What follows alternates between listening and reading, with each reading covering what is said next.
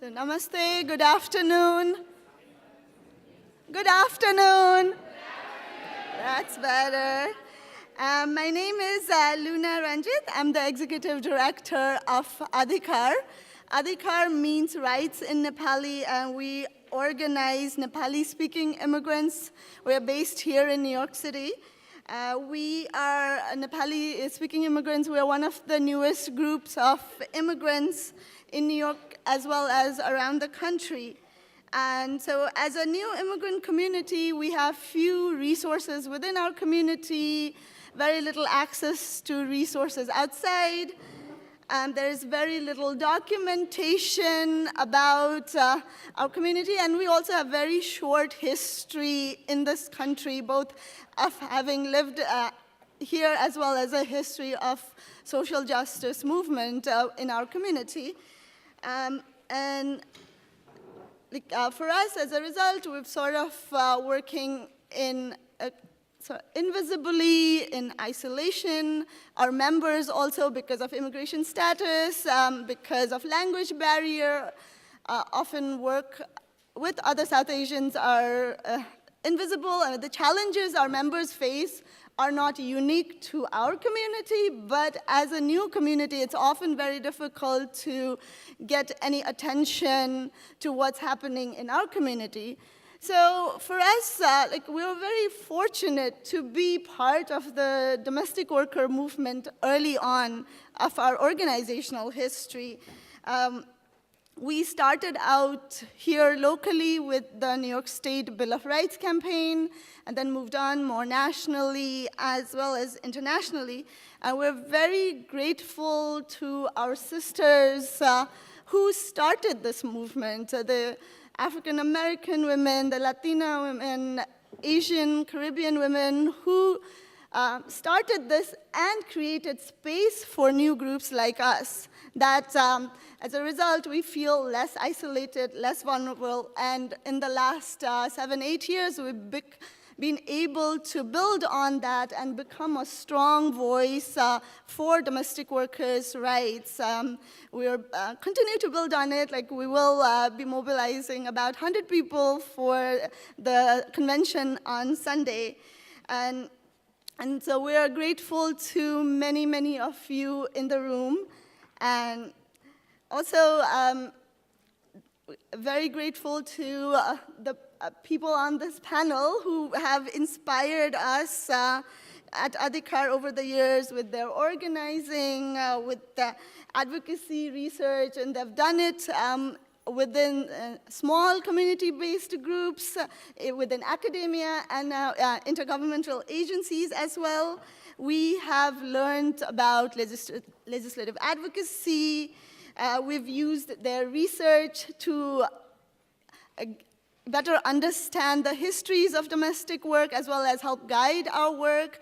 Our members have become more empowered and stronger leaders by participating in the research project, learning to tell our own stories in our own voices. And so when Linda asked me to introduce the panel, I said yes, immediately, because it was a wonderful opportunity for us to say thank you for what you do, and thank you for making our work possible.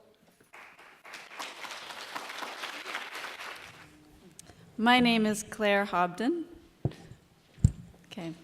And this is the panel on organizing domestic workers, which I am incredibly honored to be chairing. I'm not going to take up too much time in introducing the panelists. You have the description for each of the panelists in your materials for the conference. But I do want to say that we have two organizers who are with us. Andrea, who's the campaign director for the National Domestic Workers Alliance, and Fish, who wears two hats.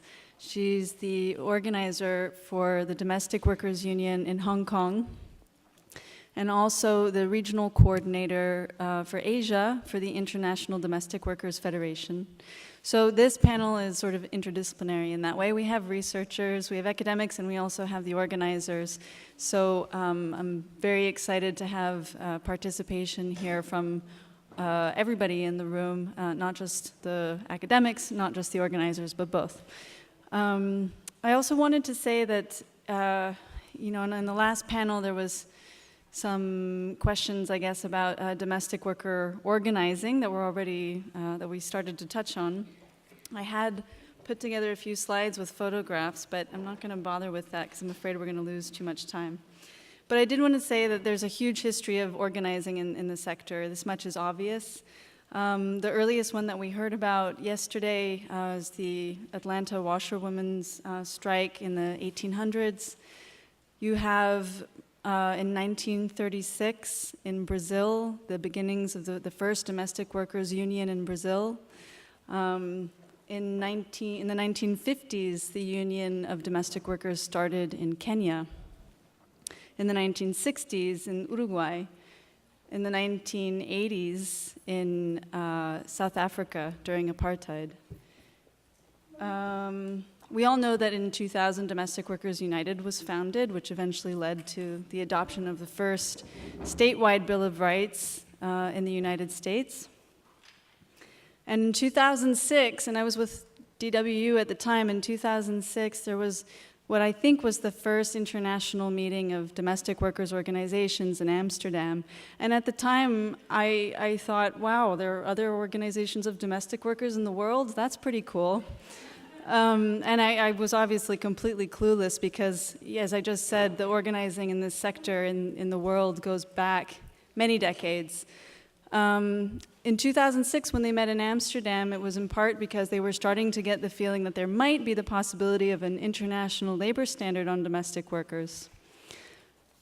And eventually there was one, and between 2009 and 2011, domestic workers from around the world they lobbied their governments in the United States and elsewhere, and they came to Geneva to negotiate firsthand their international convention number 189 on domestic work. So that was adopted in 2011, and then in 2013, culminating all of this was the founding of the International Domestic Workers Federation. So that is a lot of organizing over many, many decades, over centuries even, that's now at a point, maybe thanks to globalization, maybe thanks to technology, maybe thanks to a lot of different things, that is now reaching a critical moment.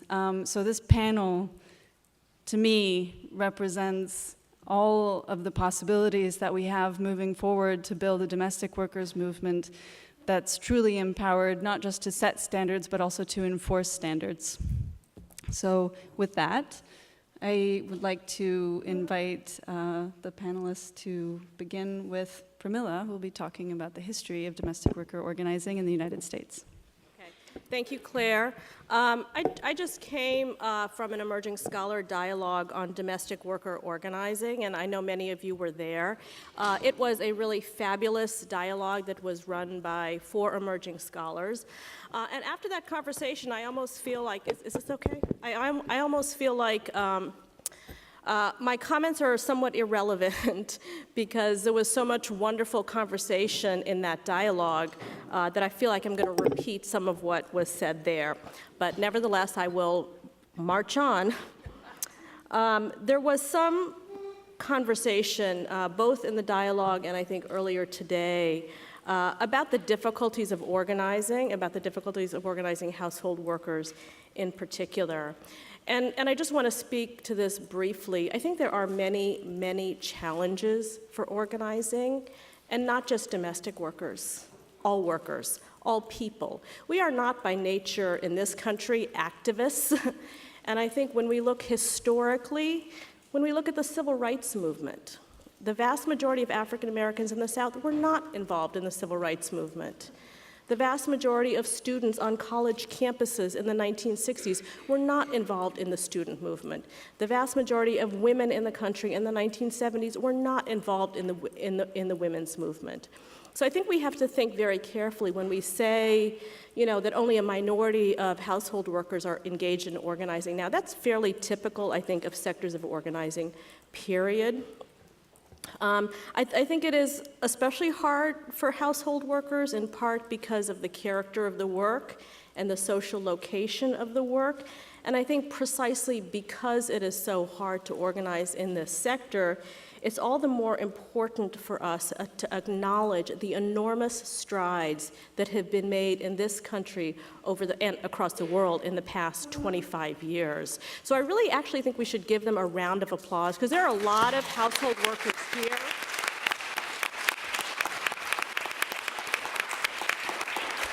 There are a lot of household workers here, a lot of people who are involved in this movement who were not afraid to speak up, who were not afraid to go out into the streets. And so I think we always have to keep that at the center of our conversations about domestic worker organizing.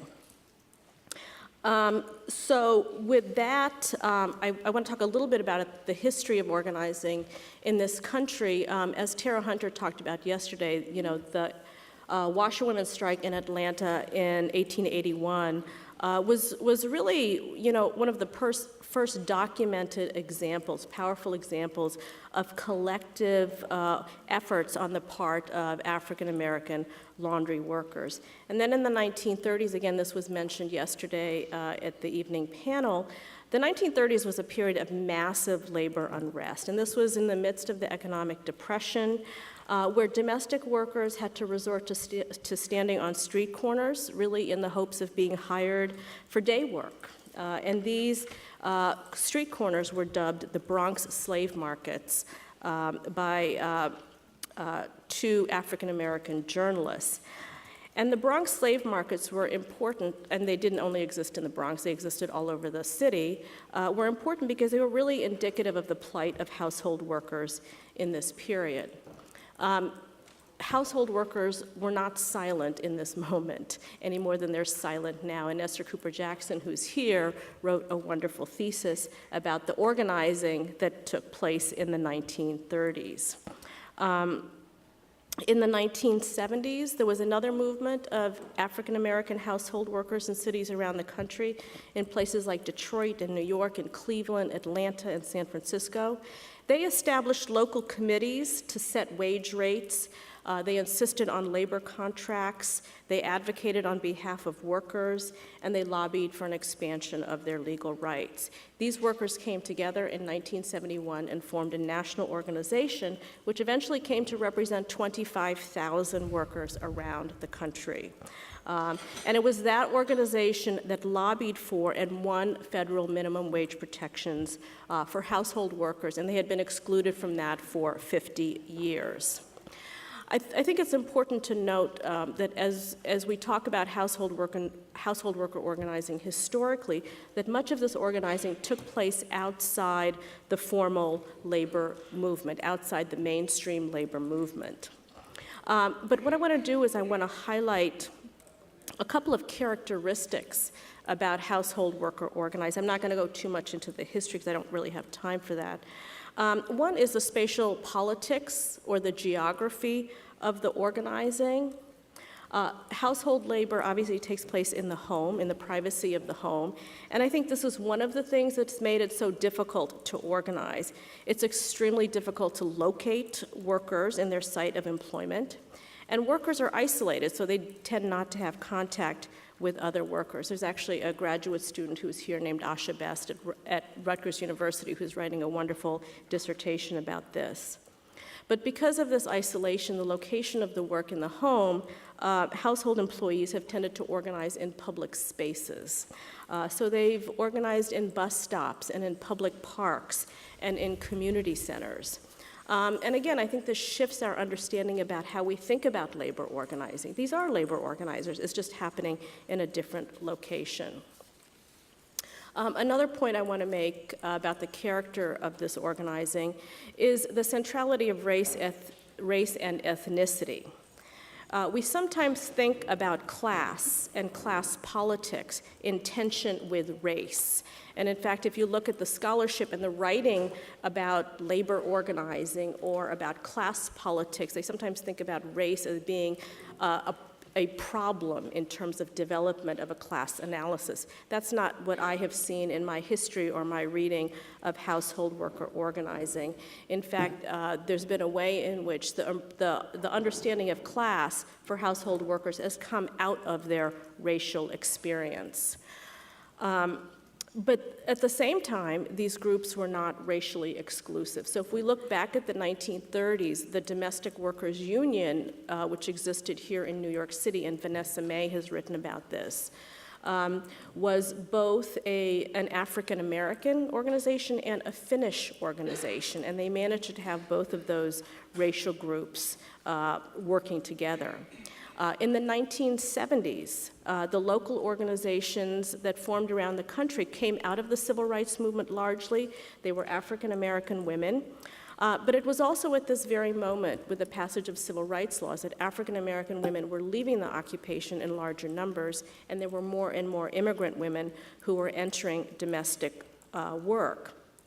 The African-American organizers who headed these local groups didn't buy into a language of exclusion and didn't turn away from the immigrant domestic workers, but they in fact sought to embrace them and include them and try to understand their status. So again, I see here a way in which the experience of being a household worker historically has enabled people to cross those racial and ethnic divides that I think have been so prevalent in the history of the labor movement. So for all of these workers, the politics of race was really central to their identity as workers, and whether that history was a history of slavery or the history of the immigrant experience, it was part of their explanation for why they were exploited. And it was the basis for building solidarity. And at the same time, it enabled them to foster connections with one another. The last point that I want to address is the particular strategies that have been utilized by household worker organizers. And I think this speaks to the particular kind of employer-employee relationship where you have a single worker and a single employer. So very often the kinds of strategies they utilized was one of legislation, of turning to the law, of turning to the state as a site of protection. And this became a way to transform the basic elements of the work. And I actually just want to pose this as a question more than providing answers for it, and I know that Janice is going to speak to this shortly. And there's been a lot of conversation over the last couple of days about law, legal exclusion, and about enforcement of law. But I think I want to ask whether or how we think about law as a mobilization strategy. And we do know, as Martina said this morning, that law can stop abuse, right? And that law, to a certain degree, can provide protection for individual workers. But the question I want to ask is, does law empower or disempower workers? Okay.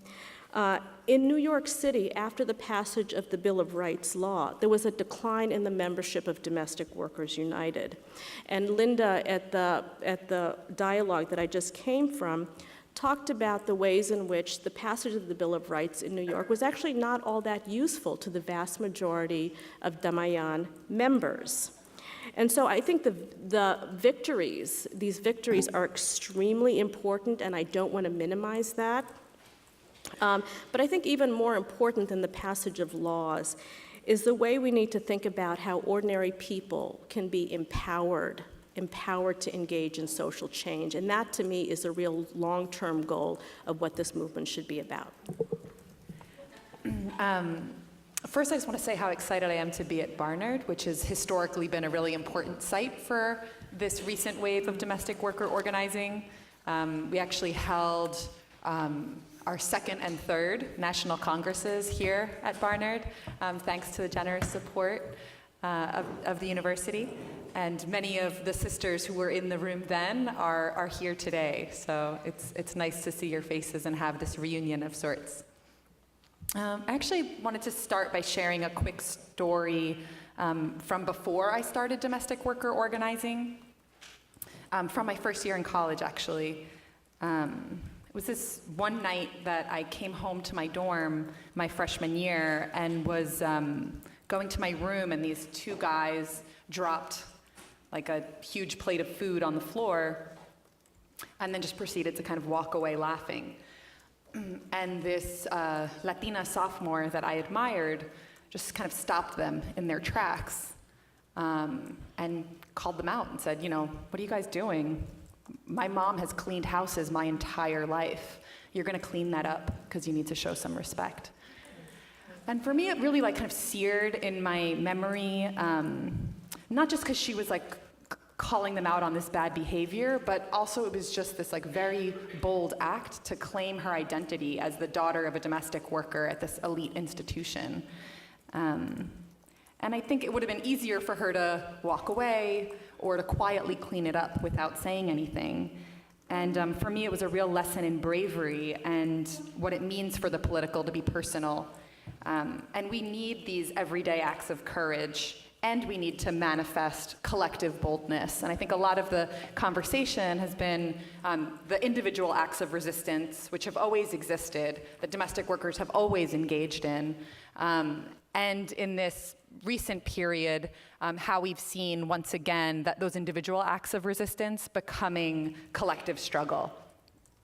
One of the things that I learned when I was organizing for 9 years at Mujeres Unidas y Activas in San Francisco is that there's something very tangible that happens when we get in a room and share our stories. And it's where we create our collective analysis. It's where we build relationship. And really, it creates the space for us to join forces and engage in collective action. And I think that we saw that happen in cities across the country, somewhat autonomously and independently. So in New York and in San Francisco and in Los Angeles and Maryland and some other places, within these primarily immigrant worker centers, community organizations, women started telling their stories and including their stories of what was happening to them in the workplace. And it's a little bit complicated to tell the story of how NDWA was formed because in a lot of ways, the work was developing and taking shape independently. And then we started to come into relationship with each other, and the conversations we would have with each other would inform and shape kind of the next steps that we took. And we started to take another leap from being these disaggregated, independent, localized fights into kind of really forming a national movement. There were some core similarities and differences in the ways that the organizing happened. In California, for one, the work was being led by Latina and some Filipina workers and organizations. And in New York, you saw a broader multi-ethnic coalition with Caribbean women really in leadership. And one of the strongest, I think, common values that we shared was this commitment to worker leadership and organizing. And research really played a pivotal role for all of us as we tried to understand what the laws covering domestic workers were and conducted participatory research projects to both document the abuses in the industry and build up the group of domestic workers engaged in the struggle. We read the work that many of the scholars in this room have done and prepared workshops on domestic work history and the legacy of slavery in this country. And I think we just, once we shared the results of that research with the workers and collectively analyzed those findings, we were all just hell-bent on righting those wrongs and engaging in a legislative fight. And I would argue, I think from the beginning, we knew that the moment that a bill was signed into law, that conditions for domestic workers weren't going to change. But I think we were really clear on our goals of being, having a conversation and engaging the public on domestic work, which had so often been invisible, and building up a domestic worker movement and developing the leadership of domestic workers. And I think when we started those legislative campaigns, I don't think any of us actually had any experience on how to do statewide policy. So there was like a huge learning curve. And it became clear pretty quickly that domestic workers weren't going to be able to win those policy gains on their own. Like no matter how often we packed the hearings, domestic workers alone weren't going to have the political power to take it over the finish line. And so the need to really build domestic worker power in relationship to other forces, so organized labor and faith-based institutions and students. And then I think one of the things that was most interesting and unique about our organizing and one of the contributions that we've made is employer organizing, like how to actually engage with employers in a different way. Because as Premilla said, we're not on a factory floor where it's one employer and 100 workers. And many workers had these really strong relationships with the families that they worked with. And so while there were really abusive employers, and we would oftentimes on a Saturday morning be picketing in front of a mansion to call out exploitive behavior, there were also really good employers that were willing to stand with us, and that we wanted on our side, and we knew that we were going to need a really broad coalition to win this fight. Particularly because when we would show up in Sacramento or in Albany, the legislators, for many of them, it's the first time they're ever talking about domestic worker public policy. For all of them, I think it's fair to say. And it's also, I think, fair to say that most of them are employers. And so we're approaching the conversation from that perspective. So it was also really strategic to have a progressive employer articulating why advancing domestic worker policy was going to be good for the workers and good for employers that want to do the right thing. And then, interestingly, there were some legislators who had a family history of domestic work. And I'll never forget one time in Sacramento, one of the Latino senators, we came into the room and he just automatically called his mom and said, Mom, he let us know that his mom had always cleaned houses and said, Mom, there's a bunch of domestic workers in my office and they want me to support this domestic worker bill and I want you to know that I'm gonna do it. And Latino and African American legislators with that experience became really important champions in the fight, both in New York and in California, and later in Massachusetts and Hawaii.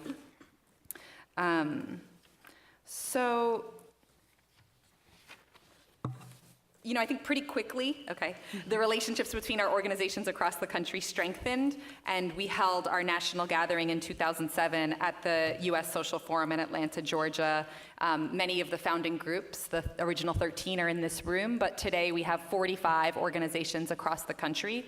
We continue to have this incredible variation, and where each affiliate is very unique, and has been created out of a local context, and some of our affiliates are experts on trafficking and rescuing workers from exploitive situations. Others have really sophisticated nanny trainings or crisis hotlines. Today we've now started our first chapter, a Black domestic worker chapter in Atlanta, and we're committed to growing our African American base. To date, we've passed domestic worker Bill of Rights legislation in New York, Hawaii, California, Massachusetts, and Colorado, Connecticut, Illinois, and many more are soon to come. We have city campaigns that'll be launching in New York and Miami and Houston and beyond. We've won incredible protections at the Department of Labor. So for the first time, home care workers will not be excluded from overtime and minimum wage protections.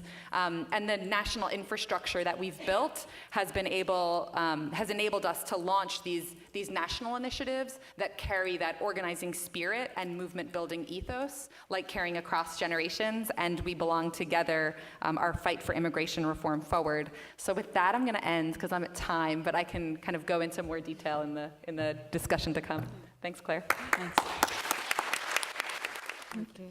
Thanks, Claire, and thanks, everybody, to allow me to have time to have some sharing. So actually, first of all, when we talk about organizing of domestic workers, I remember in 2009, 2010, when we are fighting for the International Labour Convention on Domestic Workers.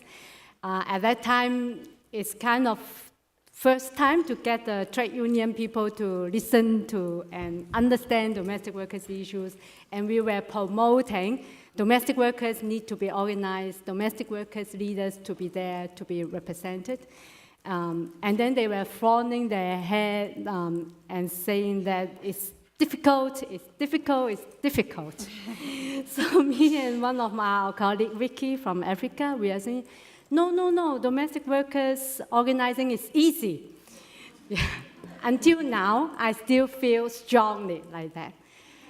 Yeah, we face a lot of limitation, yes, but exactly because we are facing a lot of difficulty, we are isolated, we face a lot of abuse. That is the substance that we, the domestic workers, feel so much that we must to be together. Because we are isolated, so that's why when domestic workers find and see their opportunity to come together, they were so quickly to come together, so quickly to be committed to the organizations. So, and because we are women, we also have lots of sisterhood built around and help each other a lot on the abuse case and economic difficulty. Yeah, so organizing domestic workers is easy. So I'd like to share a little bit some experiences, especially organizing effort, which we heard and shared in our federation, in International Domestic Workers Federation. But before that, I will also share a little bit about some other types of domestic workers in the world that we have, besides the immigrant groups and the guest workers. First of all, we actually have still, until now, lots of child domestic workers, very, very young ones. And usually they are from the rural areas, going to the relatives in the cities. We also have temporary migrant domestic workers, and normally and generally these temporary migrant workers, they are policy state-driven. I mean, the countries of origins and the countries of destination of migrant workers, they make their policy and make the migrants to become temporary stay there. So the immigration rules also overrule the labor laws and labor rights and never grant them the rights of residency there, which is also affect a lot on organizing. We have many local domestic workers who are doing part-time work with multiple employers, and we also have lots of internal migrants, especially in big countries from rural areas to city. And we have seen more and more inter-region migrant domestic workers from other African countries to South Africa, etc., etc.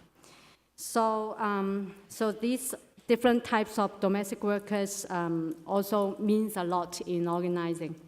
So what are the organizing efforts that we have? First of all, how we can reach them out. Besides to go door by door, we have seen there are lots of organizing happened in the community and neighborhood level. And especially we have groups who work so much with other informal workers. We ask the street vendors, we ask the market sellers to put the leaflet of domestic workers union together with the vegetables when they sell them. You also give the leaflet to them. We tell the motorcycle drivers, the tuk-tuk drivers, also to have the stickers there. So because the domestic workers will move around to buy vegetables for their employers, etc. This organizing in the community and also together ask the other informal workers to help is also very important. And the domestic workers themselves means a lot in organizing because they are the one know the best, they are the one committed, and we have groups who hire domestic workers to part-timely work for their employers as domestic workers, and also at the same time to be an organizer to organize the domestic workers. For child domestic workers, it's very, very, very difficult because for most of the time they don't get salary, especially in my region and in African region, and they rely so much for the employers for the accommodation and food, and for most of the time education. You don't have choice for the girls. Either you just stay in the rural areas and having no chance to have education, or you become a domestic worker to get chance for education. So some of our affiliates work with the informal school or NGOs who provide informal schooling for child laborers. So to provide them some training and also knowledge on the rights, and also work with the teachers of the informal schoolings, and to also share that domestic workers should be organized, and then when they grow up, they join the unions. And we have also seen that domestic workers who are mothers themselves, and then their daughters also become domestic workers. Sometimes they bring their daughters to work together. Sometimes the daughters also become domestic workers.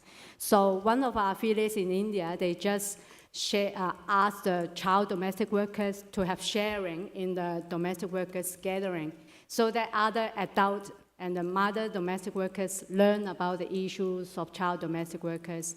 And then at the same time, we try to help them to find some scholarship or support for the education, so that we can eliminate eliminate the child domestic workers.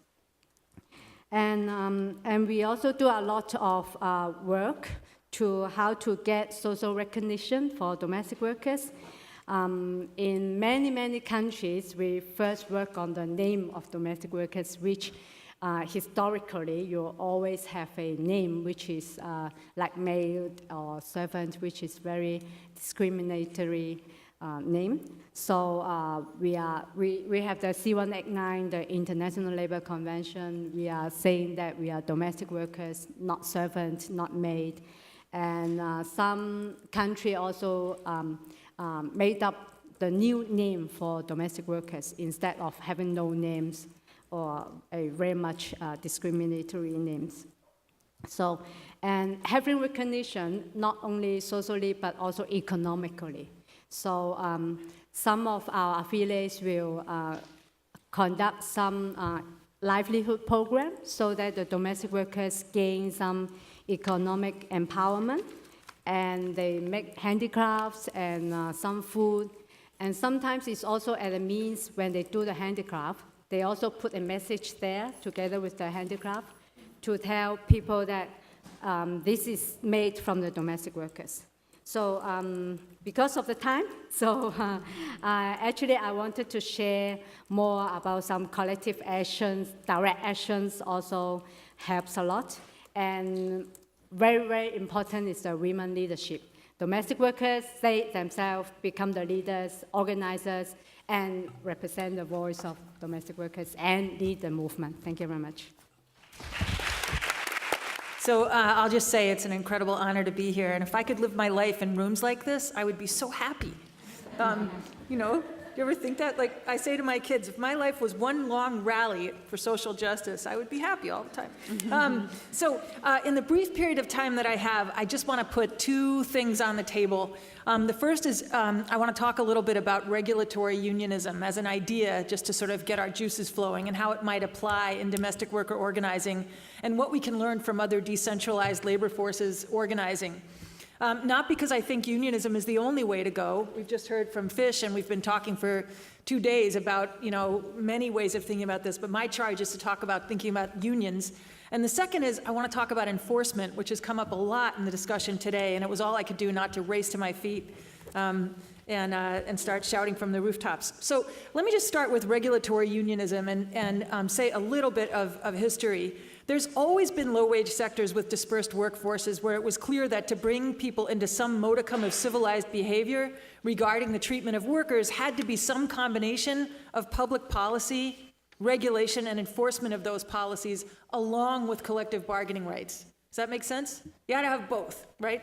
And that's why the National Recovery Act of 1933 put forward industrial codes of fair competition, which hoped that by establishing enforceable price and production standards to shake out marginal and cutthroat firms in these sectors, the idea was to organize both wage and hour standards and bargaining rights over industrial codes. And although domestic workers were not included in the NRA, and the NRA itself was relatively short-lived, regulatory unionism, I think, is a useful construct for what we're trying to do, to combine public policies that establish minimum levels in the sector with bargaining rights and incentives for employers not to fight unionization. Now, obviously, because domestic workers were not included, the first focus has been on insisting that this be corrected. That's what's been so exciting about the work that domestic workers did in the 1970s and what National Domestic Workers has done around home care at the national level and that affiliated organizations are doing across the country. And the domestic workers movement has been working out on this puzzle of how do you do organizing in this sector in a whole variety of ways, on policies like the Bill of Rights, the Domestic Workers' Rights Board, the ideas about having a registry or a health care fund, paid sick days, paid holidays, policies to counter discrimination or harassment. All of this are reflective of this goal of establishing an industrial code of conduct in domestic work. So are things like requiring a written contract of employment, as is the law in Montgomery County in Maryland, or passing state legislation that mandates that employers provide paid vacation or sick leave or notice of termination or sick pay. The related question, which is enormously challenging, is how to build into these policy proposals an institution building component that supports the ongoing organization of domestic workers. So I just want to say, I don't think we should pass policies ever again that don't have an institution building component and that don't have an organizational support component. So let me just say quickly, I'm going to come back to it in a few minutes, that in my view, the reason why all the organizations in this room are engaged in enforcement is because enforcement would not work unless organizations were engaged in it.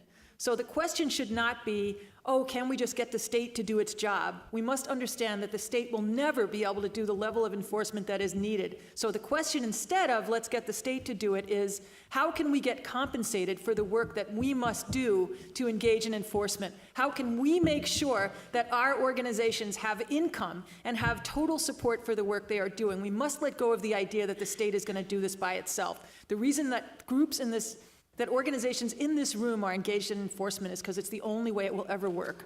Really, the question is, how do we get paid to do it, right? And I don't mean paid to do it like we're wage workers. I mean, how do our organizations get supported to do this work? But I digress. Let me just finish about collective bargaining.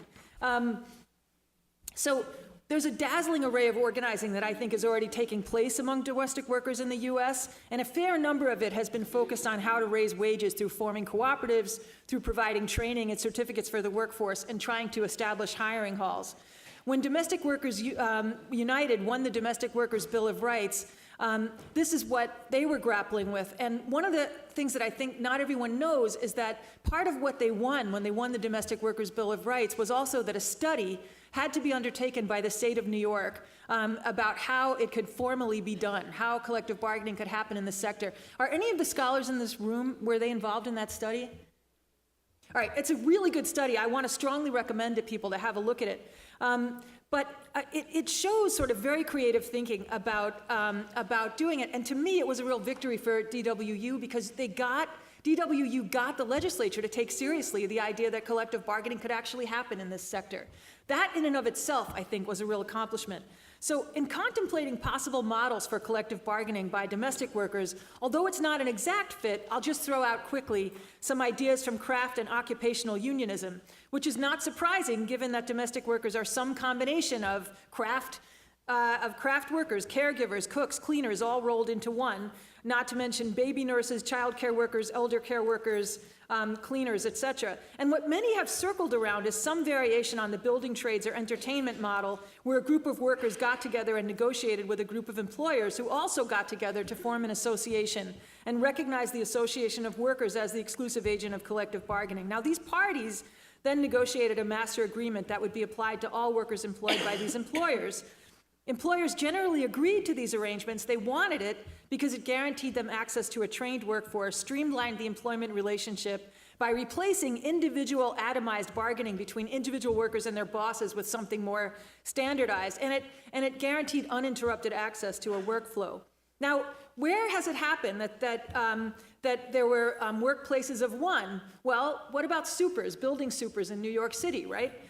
There's a tradition of certifying bargaining units of a single employee, right? These were one-person units when building supers lived and worked in apartment buildings, and won collective bargaining rights where their union would have a boilerplate contract and negotiate a collective bargaining agreement for that one unit.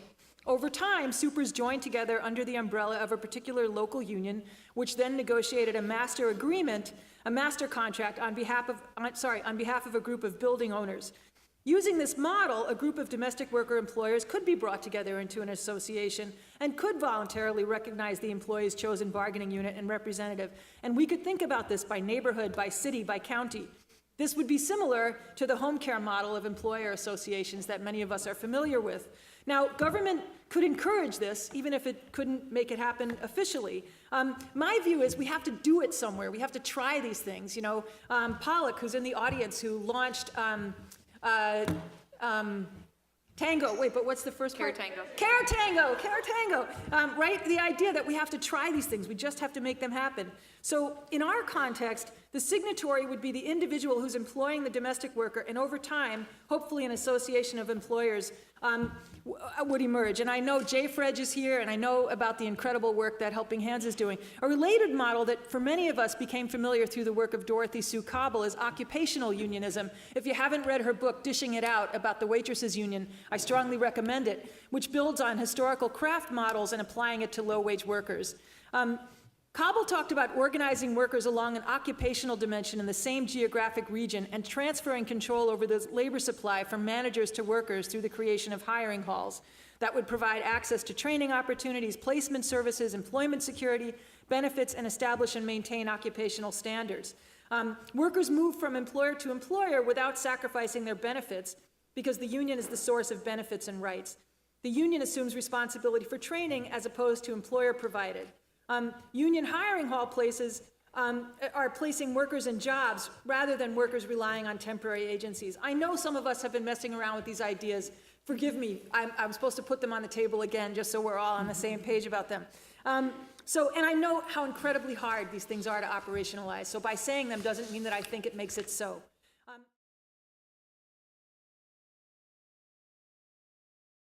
I think what is more standard than the policy itself has been the methodology. And so the methodology tends to be one of the domestic workers holding some kind of a congress where they're talking about the issues they face on the job and creating their priorities. And then I think when you add to that, there's the process of really understanding what the laws are regarding domestic work in that state. And they're very different from state to state.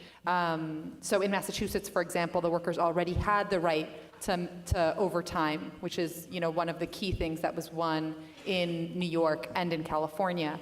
So I think it's less about the content of the policy. I guess what's similar in terms of the content of the policy has been looking at where domestic workers have been excluded from the protections that other workers have, and seeing what advances can be made in terms of collective bargaining with the state. So, you know, can we, if the worker priority is vacation or paid sick, can we also build the power required to go beyond inclusion to actually gaining some of those benefits? I think the other thing that's really important to flag, given the earlier question, or what Janice was putting out, is I think there is a lot of interest and intention in terms of us leaning into enforcement. And given that we've passed Bill of Rights in these 4 states, how do we innovate the policy and take it a little bit further, given the momentum that we've been able to build? So I think there is interest in leaning into enforcement mechanisms. But I think one of the challenges that I would flag in terms of Janice's kind of every state must include is that we're also looking at strategies that are very different for progressive strongholds and strategies for red states, purple states, blue cities in red states. You know, I think there will be variation in terms of what the strategy looks like given the political context. And I disagree with Premilla on legislative fights being demobilizing. Like, I think that hasn't been the situation in California. And I guess, you know, it remains to be seen in Massachusetts. It is very different. I think the kind of leadership that's required and the work itself is very different when you're in a legislative fight from when you're leaning into enforcement and outreach and building. So I think the transition does need to be managed with care, but.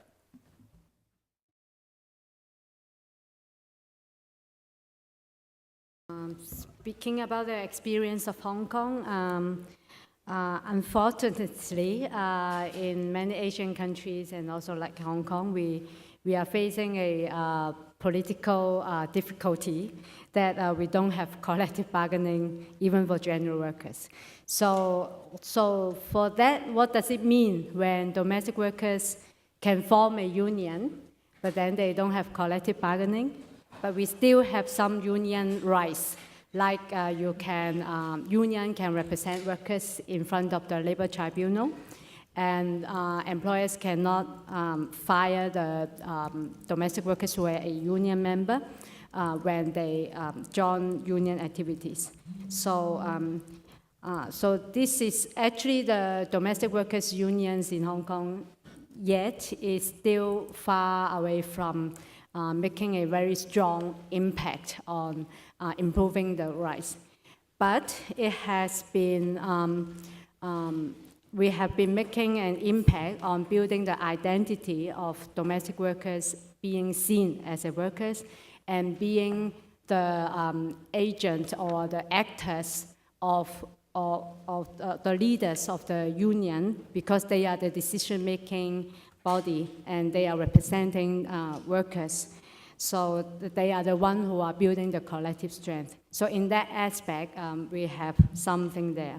So when the collective bargaining is not yet there, how we can get some collective actions, mean something, translate into real impact in the working conditions. So this involve actually lots of campaign work together with the domestic workers members and leaders together. Like a long time ago when I was an organizer for the local domestic workers union, we set our own standard minimum wage. Although in the law, there is no minimum wage for domestic workers, but then we set ourselves, of course, after lots of discussion. So for that, we make massive publicizing activities, hanging banners, telling people that how much the domestic workers should be paid. We have we dance on the street, telling people that you can hire us and then how much you should pay, and so we also tell the public and the media saying that these women who actually strive for economic independence by being a domestic worker, and this is the money that you should paid. So this kind of campaign work help when the legal rights is lacking, and socially and politically we are not yet been able to get much that we can.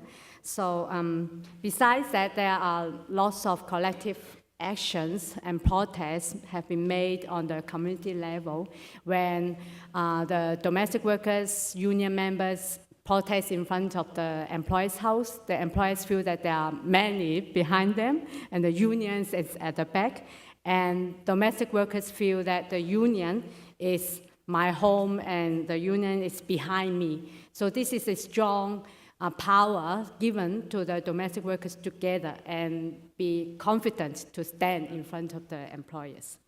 But so it seems that the organizing strategies have been effective in winning these legislative victories.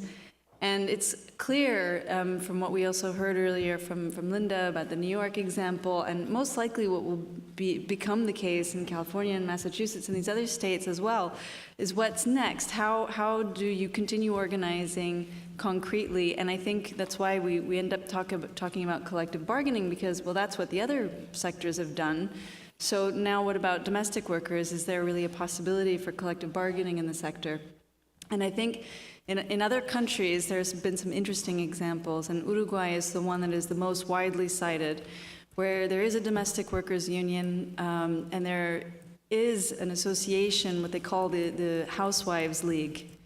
And the state asked the Housewives League if they would represent employers, and they agreed. And so now they have tripartite, collective bargaining in Uruguay, and it's this way that domestic workers actually have a collectively bargained minimum wage that's higher than the national minimum wage. Okay, this also raises other questions about whether it's enforceable. But the fact of the matter is that the model exists in some places, and I know that Bolivia and Brazil are trying to follow the Uruguayan example now. But all of this is about context and where you are, what the law says, and what kind of institutions exist, and who the employer counterpart might be.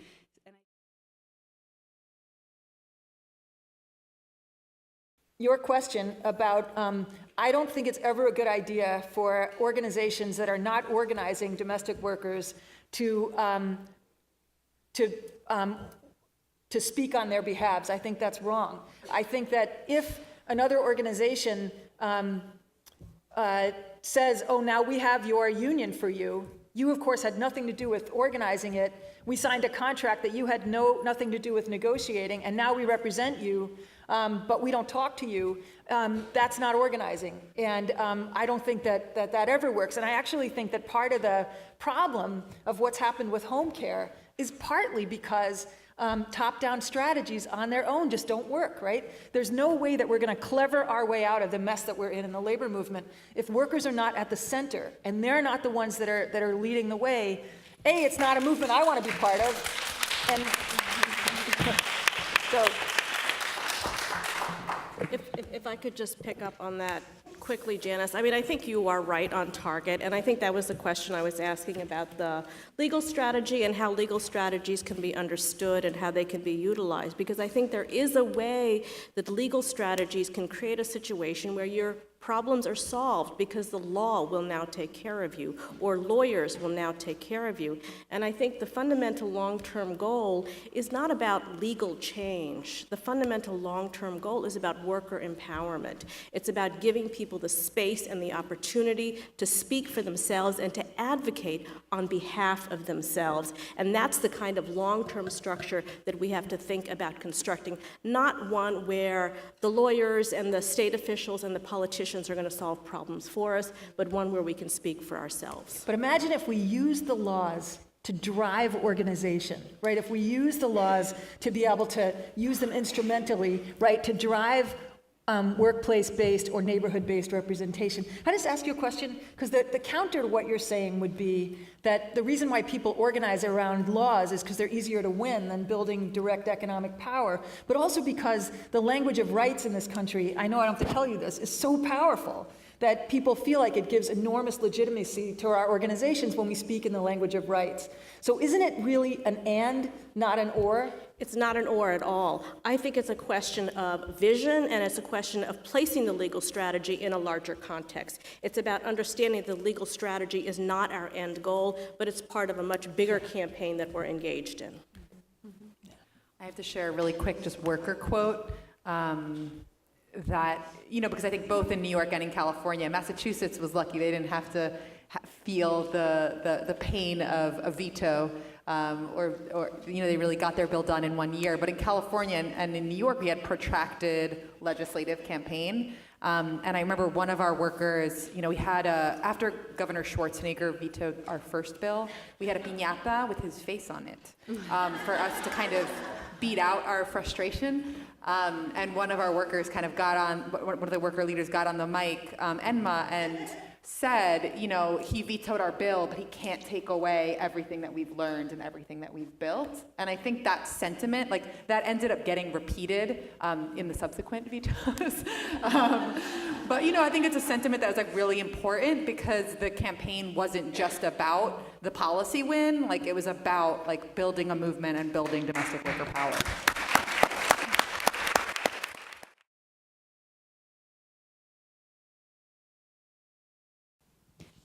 Okay, I see Linda. Yeah, I'd like to answer the question and also touch on the lady's statement about the rise of low-wage workers, right? And how can we create a new narrative addressing that and strategies maybe. So I think for me as an organizer of domestic workers, the role of the academia is to help us, simplify the complexities of the exploitation and, the different layers in this industry.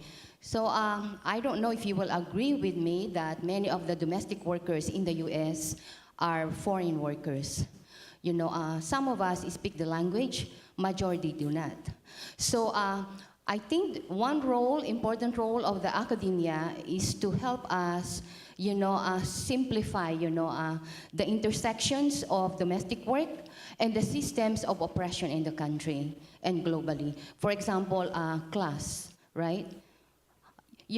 I think there's a direct relationship of the rise of the low-wage workers, not only domestic workers, but other low-wage workers, right, in the global economic system, right? Capitalism, for example. So how do you simplify that? And the role of race and gender and citizenship, right? And the role of the state. Like earlier today, we said that, the first direct intervention of the state in the US was in the 1930s. And now we're saying that it's not actually in favor of the workers. It was, like to mitigate the crisis at the time, to set standards, to diffuse whatever, bursting problems were at the time. So help us understand all of this, because understanding that will inform correct strategies on the ground. So in the smaller workshop, the ambassadors of DWU was trying to explain their challenges in enforcing the Bill of Rights here. Jennifer said that there's so much fear among the undocumented domestic workers that, they're even scared to attend meetings, etc. So fear is, to me, it's, coming from the lack of understanding, right?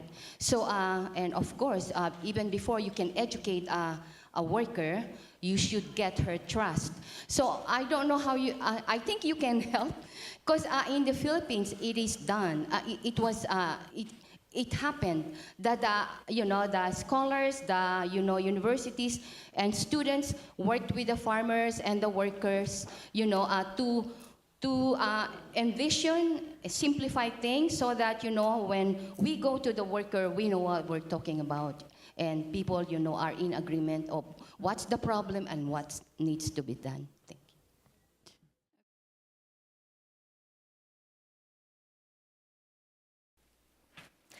I'm going to quote Harmony Goldberg, who I think is in the room somewhere here, who said, Hey, Harmony, she's here. Who said at the Emerging Scholar Dialogue a short while ago that part of the excitement around domestic worker organizing is not the possibility of domestic workers achieving the same kinds of rights that other workers already have, but really about creating a new social contract. And I think she's absolutely right about that in terms of how does this model of organizing help us rethink not just this sector, but a lot of sectors of workers in this country at this particular historical moment. So I think in that way we have to think apart from the traditional models of labor organizing about how, we can create something new based on this model. First. I'll just say, so in terms of the question about the labor movement, here's the great irony of the moment. I don't think the labor movement in the United States has ever been more pro-immigrant worker and more pro-low-wage worker organizing than it is right now. I also don't think that the American labor movement has probably faced a bigger existential crisis of existence than it has right now, right? So it's sort of like, we welcome you with open arms, but we're all completely fucked. right? I mean, no, that's the, so, I mean, that's the, I will say that from the time I first started, like, watching, you know, sort of the rise of worker center organizing, what's really striking is how supportive the labor movement has become, and how much there is that's going on all across the country in terms of worker centers and unions working together. I think that the Rubicon that hasn't been crossed yet is direct organizing of workers and creating permanent organization. And I think that's like and I think like in part that's because we have this, you know, this system where it's so difficult to organize because of a set of laws and, you know, you know, the stage of capitalism we're in and the kinds of ways that you know, employers can fight, and what's completely legal for them to do. And we've never really recovered from, you know, 1947 and the lack of, you know, labor law reform ever since then, right? So there's like all kinds of reasons why the labor movement, you know, is struggling. On the other hand, we also, as the labor movement, I say this as a proud union person for 35 years or whatever, you know, we have to get out of our own way in terms of, you know, our own ways in which our own thinking has to give and has to shift, and we have to be open to lots and lots of new ideas. Just one thing to put out there is that, you know, for the last 20 years, we've been saying in the labor movement, we're not for hot shop organizing. We have to be very strategic. We have to target our organizing to a particular sector. We have to plan everything out. And, you know, I'm for hot shop organizing. I think that when workers are pissed off, if they can't join a union, something's wrong with our movement, right? And so, like, it's like, again, you know, we've gotten so clever, we've gotten too clever, in my view. And so the need for sort of these new models, and I think Harmony's totally right, that, like, domestic worker organizing, what has gone from the margins to the center of what our economy looks like now, so that answers to organizing domestic workers will have very broad application to other parts of the economy, right? So, just in brief, domestic workers is making the social and political change. So the trade union people always say, if you harm one, you harm all. But how about when domestic workers are workers of other workers? So in the workers' movement, we need to face also internally, inside, within our movement, what are the class or racial, et cetera, issues within. So I always tell my trade union colleagues and people saying that when the most marginalized people can be in the forefront and their rights can be realized, then we already have attained a very, very strong labor movement. So domestic workers are really the one in the forefront for the workers' movement. And if you harm one, you harm all, including domestic workers. Yeah, so, you know, I think more and more work in this country looks like domestic work. It's unregulated, there's no social safety net. So I think domestic workers have a lot of contributions to make, not only to advance material conditions of the workers in this workforce, but across a growing low-wage worker sector in this country. We do have, in response to your earlier question, United Workers Congress, which is a formation where independent worker networks have kind of come together. And I think in NDWA, we're at a moment where we've been able to really open and advance a conversation on domestic work and make some really important and significant policy gains and develop this national infrastructure. And I think in the next period, you'll see us really focusing and on developing and innovating new organizing models that can help us advance a vision of scale. And I think if we're able to crack the nut and really be able to reach a different scale from what we've done in the past, I think that will be an incredibly important contribution to organizing in this country as a whole, because I think we are on, it's a new moment, right? It's a new moment in history. It's a new moment in how the economy is organized and structured. And I think domestic worker leadership will be really important in helping to shape the future of organizing in this country and around the world. I just want to say very briefly about the question about what academics, or the responsibility of academics, because we are at an academic institution, and I know there are a lot of academics here. And part of the question is, what can institutions themselves do? I wouldn't count on institutions doing very much. My experience with higher ed is that institutions will not do very much. You will find pockets of people like the Barnard Center for Research on Women that will be supportive. But I think as individual academics, we can and do have a responsibility. And it's a responsibility of rethinking the meaning of knowledge, for one thing, because I think we tend to think of the academics as the experts. But in fact, there's a great deal we have to learn from organizers and activists on the ground. So I think we have to rethink the meaning of knowledge and where knowledge resides. And the other thing is, I think a commitment to social justice education, not being afraid to say that I'm teaching this, and I'm teaching this for a particular reason and in a particular way. And I think we just have to be forthright about that.